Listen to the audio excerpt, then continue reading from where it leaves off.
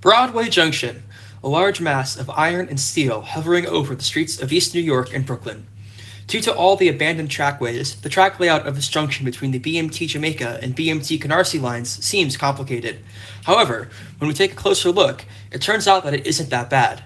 In this episode of Track Layouts Explained, we'll take a look at the track layout of Broadway Junction, both in its current form and in one of its past forms.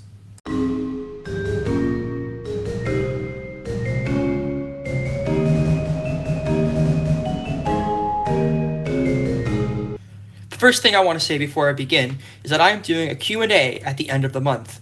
If you have any questions for me on SFW topics, feel free to ask in the comments below and maybe you'll get your question answered.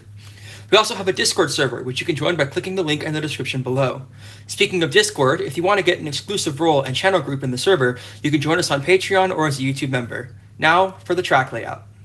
The BMT portion of the station, we're not talking about the IND part here, has two main levels. The lower level is served by the Jamaica line, J and Z trains, and the upper level is served by the Canarsie line, L train. Starting with the current track layout, on the western end of the lower level, there are crossovers allowing trains to switch between the three tracks.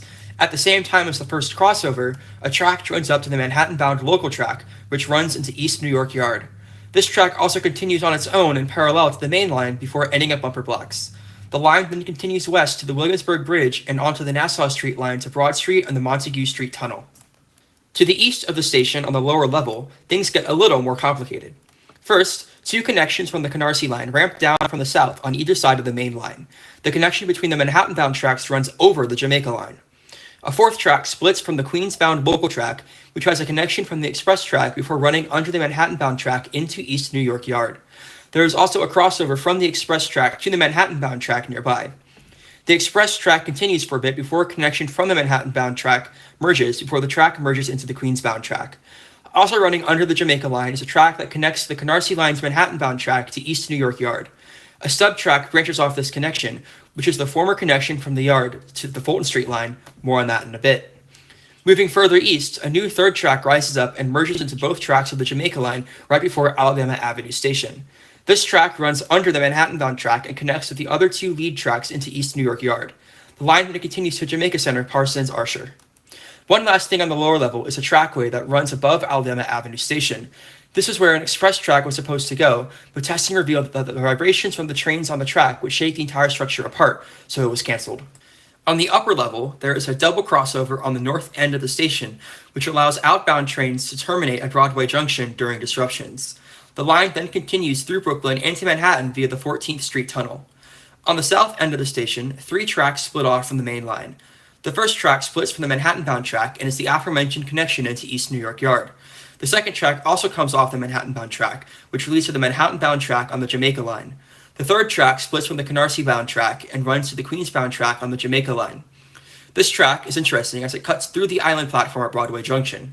The line then continues south to Canarsie Rockaway Parkway. Now, we'll travel back in time to the mid to late 1920s. A few years ago, the BMT rebuilt Broadway Junction and the surrounding area, especially Atlantic Avenue Station, into a transfer hub between the Fulton Street, Canarsie, and Broadway, now the Jamaica lines, as part of the dual contracts. A few years after that, the Canarsie line was connected to the 14th Street line, allowing trains to run all the way from Canarsie to Manhattan without having to run over the Broadway line. The track layout on the Broadway line is the same as it will be 100 years later. However, below and to the south of it is a third line, the BMT Fulton Street line. This is another three-track line that runs from Ozone Park in Queens to Park Row in Manhattan. Directly south of what is now known as Broadway Junction, the line curves up into the south to meet up with the Canarsie line. That stub track I mentioned earlier merges into one of the two Manhattan-bound tracks instead of ending at bumper blocks. The track that in the present connects into the Manhattan-bound Canarsie track now also connects into the same Manhattan-bound Fulton Street track. To the west, the two Manhattan-bound tracks merge into one before running into Manhattan over the Brooklyn Bridge. To the north, the Canarsie line is the same now as it is in the present. It's the area around Atlantic Avenue that has seen the most radical changes. I'm starting to get confused by referring to the 1920s as the present, so let's stop doing that. Back in the 1920s, Atlantic Avenue was a 6-track, 3-island platform station, with 2 platforms/4 tracks being over Van Sinderen Avenue, and the other island platform and 2 tracks being over Snedeker Avenue to the east. To understand what was happening back then, we'll go track by track. The westernmost track comes from the Canarsie line's Canarsie-bound track, then continues into the Canarsie line heading south. The next track to the east comes from the Jamaica Line's Queensbound track and has a double crossover with the first track. The Fulton Street Line's Queensbound track rises up and merges with the second track. A connection from the second track to the third track was located in the same place. South of the station, the third track continues as the Queens-bound Fulton Street track, with the crossover to the Canarsie-bound Canarsie track before curving to the east, along with the other two Fulton Street tracks. The third track, moving east, is the Fulton Street Line's express track on both ends of the station. There is a crossover from the second track to the third track, and from the third track to the fourth track on the north end of the station. On the south end, there is a double crossover with the second track and a set of crossovers with the fourth track. The fourth track is one of the two Manhattan-bound local tracks of the Fulton Street Line. To the north of the station is a connection to the third track. A new track splits from this track, which leads to the Canarsie Line and Broadway Line in a Manhattan-bound direction. There is a crossover from the track to the fifth track as well. The fifth track is a Manhattan-bound Canarsie track. This is the first track that runs under Snedeker Avenue. To the south of the station, we're changing things up here, this track has a sharp S-bend under the Fulton Street Line, all elevated of course, to put it back over Van Sinderen Avenue and next to the Canarsie-bound track. After that, there's a crossover to the sixth track.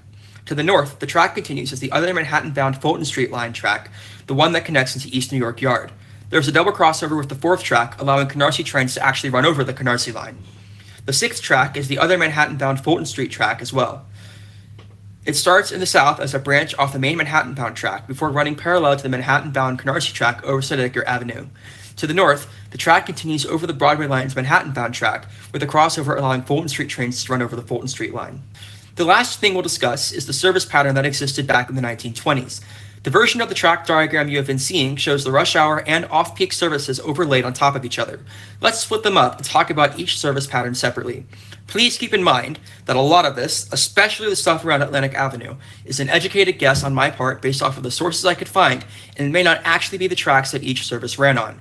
What I know for sure are the destinations of each service. What I don't know for sure is what each track each service used. During rush hour on the Broadway line, there were 3 services. The 12 ran from Park Row via the Lexington Avenue line onto the Broadway line before continuing over the end of the line at 168th Street. The service is shown in green. The 14 and 15 both ran over the entirety of the Broadway line into Manhattan to the west of Broadway Junction. The 14 and 15 ran express trains in the peak direction and are shown as brown, as they are the precursor to the modern J and Z. At Broadway Junction, the 15 continued to 168th Street, and the 14 switched to the Canarsie line, which it ran over to the end of the line at Canarsie Pier. The Canarsie line service was given the number 16 and is basically the exact same as the modern L, and as such is shown in gray. The Fulton Street service was numbered 13 and also ran express trains in the peak direction. The service ran from Park Row Terminal in Manhattan to Lefferts Avenue 119th Street, today's Ozone Park Lefferts Boulevard.